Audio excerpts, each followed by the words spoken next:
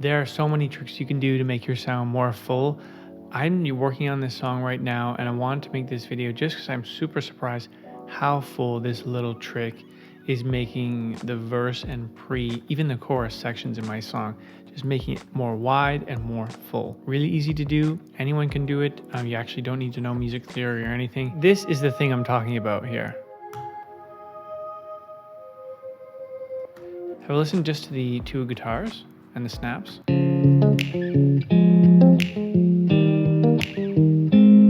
Now with.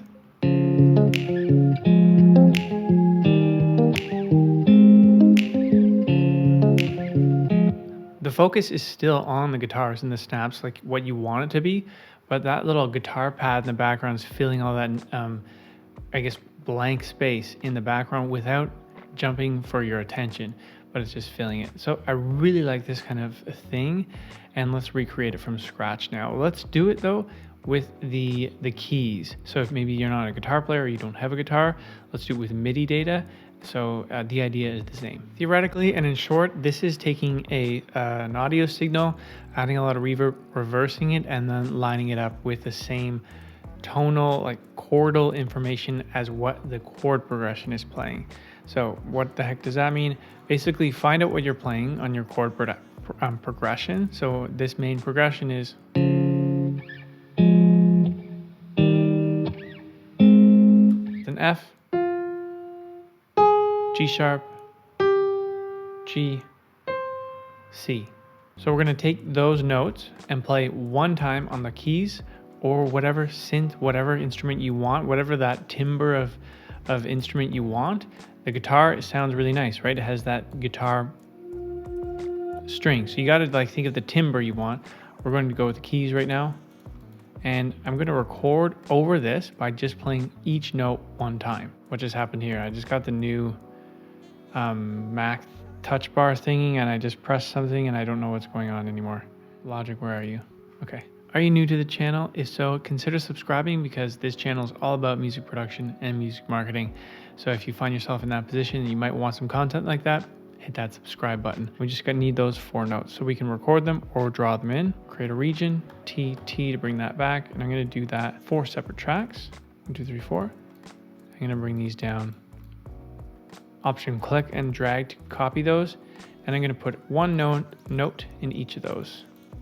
So the F was here. 2 down here. What was the G sharp? Down here was the G. And the C.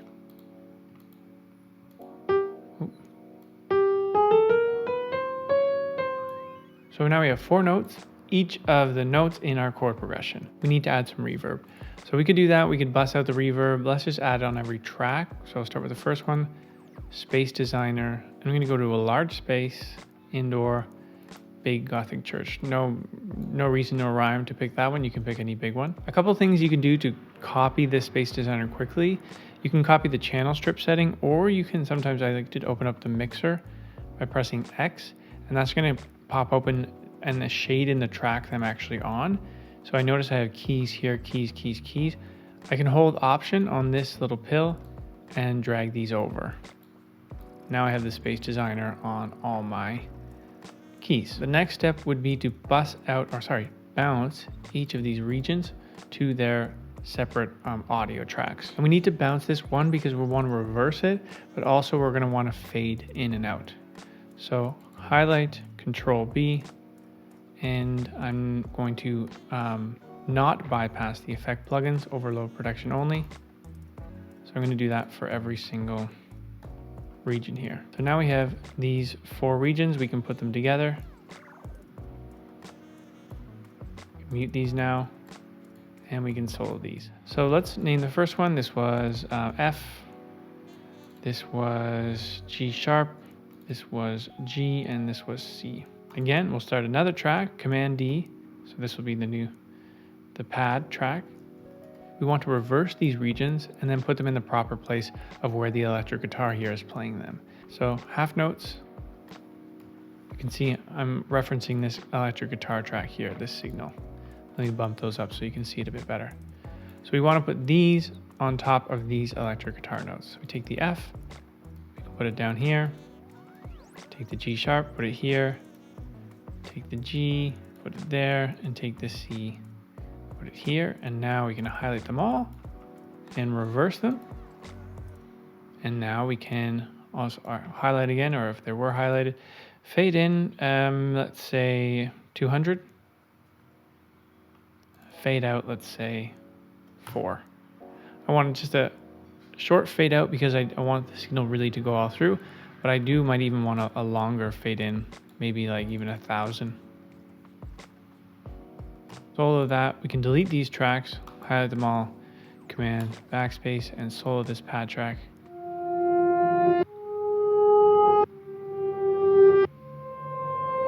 Super cool, right? And we have our own pad that we created to ourselves.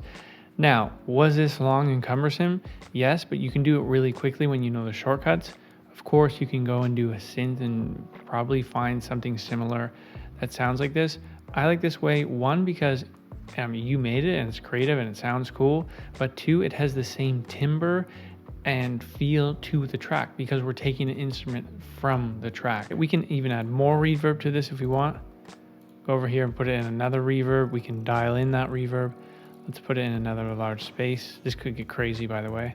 So much reverb, but we can really EQ that reverb. So let's go indoor. Let's put it in even a bigger Gothic church, a church inside a church. We'll EQ it a bit.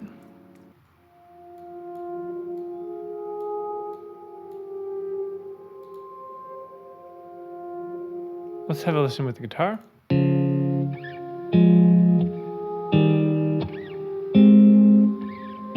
Cool, right? Let's see what it sounds like with the other guitar pad that we had at the beginning, if we hard pan each.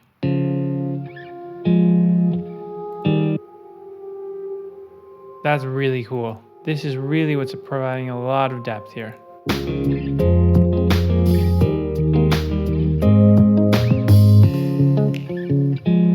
So try it out to see if it works inside of your style of track or the genre of song you're working on. If you're new here again, please subscribe, stick around, join into the next live videos we have going on every Monday, Friday, writing songs from scratch or doing Q&As, talking about music production, music marketing.